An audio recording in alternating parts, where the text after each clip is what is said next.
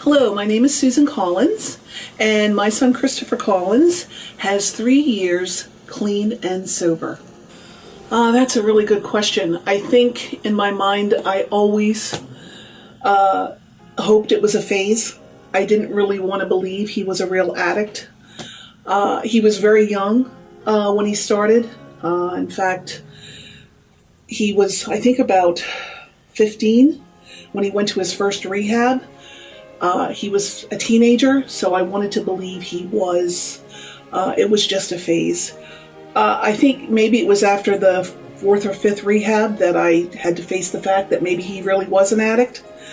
And maybe when I caught him trying to steal from me, when I knew I could never really trust him, there were a lot of signs. As a parent, I think you want to believe that your child is everything you want them to be. You don't want to believe that they really are doing what you find out later they are. So maybe in my heart of hearts I knew a lot longer than his 4th or 5th rehab, but I always had hope. I still have hope. I mean, and Christopher has proven to me that hope really, it works. One thing that I've learned is that I couldn't do that for my son. But what I feel so blessed and so happy because there are people here that have helped my son. You have all helped him. Whether he's talked to you about your recovery or whether you've talked to him about his recovery, you are an instrumental part of what's happened to Christopher. 3 years ago, I thought I'd lost him. Christopher's been to a lot of rehabs, but this time I really thought I'd lost him. My husband and I talked a lot. We really didn't know what we were doing with all of this. His first rehab, like I said, was for youth. It was called White Deer Run. It was in upstate Pennsylvania. And there was a family group. And there was a woman there who was really lovely, but she was really tough. And she told us that, our child would either get better, they would be institutionalized, or they would die. Basically, she gave us those 3 options. That was pretty hard to hear, but I listened to her and I listened to other parents. The one regret I have is that I never joined a group, a parental group. I wish I had joined a group. There were so many other people out there with children just like Christopher, but some reason I felt we were isolated, that Christopher was unique in everything, and so I didn't seek out those groups. And that's a regret that I have. I think I should have. I think it would have been healthier for us. I know it would have been healthier for my husband and I. We're very strong together, and something like this can sometimes tear families apart. I'm very fortunate that with my husband and I think if anything, it brought us closer together because we really relied on one another. We needed each other. I mean, Christopher is truly a force to be reckoned with, and he needed to be double teamed, to say the least.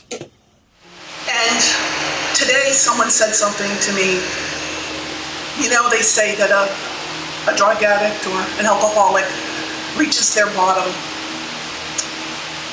Well, a parent who is an enabler, which I was, also can reach their bottom. And that's what happened to us. We really reached our bottom, and instead of enabling our son to continue drugs, which we never wanted him to do, we helped him. We helped him by saying no.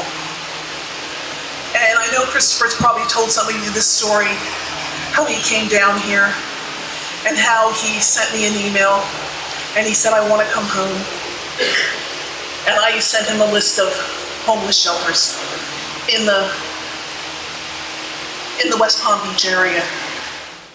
Well, for so many years, we did enable Christopher. I hate to say that we did, even when we said no, even when we said we went back on, what we initially had said. We wanted to believe him instead of believing what was real. But in the end, we basically said no. We said no more. You're not coming home. You're going to rehab, which is what he said he wanted. But we said, you're not coming back here. You're not coming back to your home. You're going to get better. You're going to do whatever it is you have to do. And this is it. And we were at a point where, and I think someone else said it really well, a drug addict gets to their bottom. And this person said it very well. The enablers also get to their bottom. And that's where we were. We were at rock bottom. And we were going to stick to our guns at this point. And this is when he got better. Yes.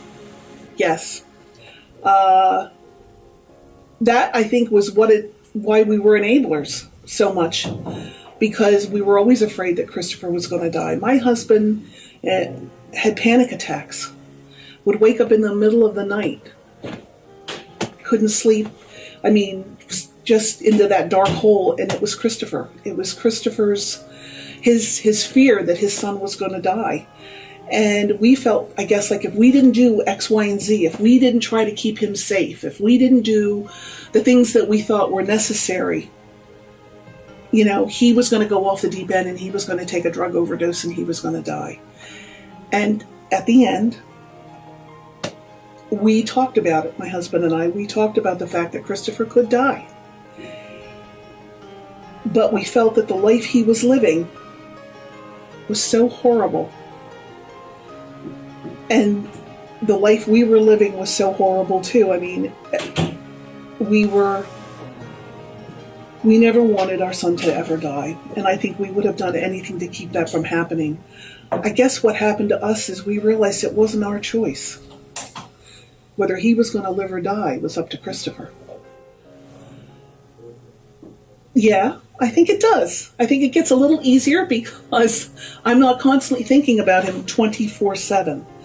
I'm actually able to take a breath. It's totally different now.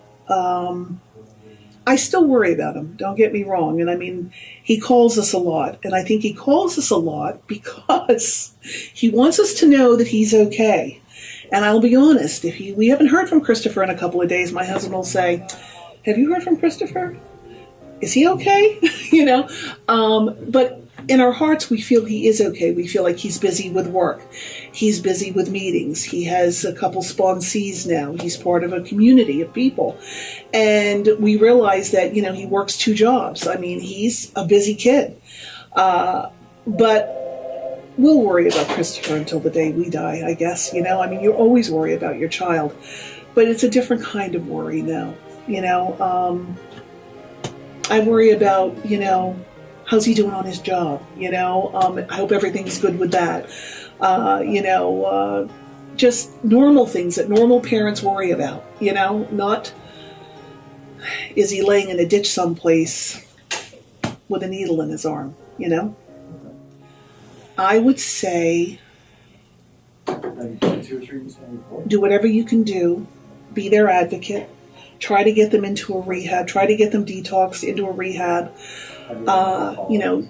Go to, if you know of a group, people who meet. If your child won't listen to you, maybe there are other people who can talk to your child. I would say never give up. I would say always hold out hope that maybe the next time is going to be the time that works. And is there anything that you want to say to your son?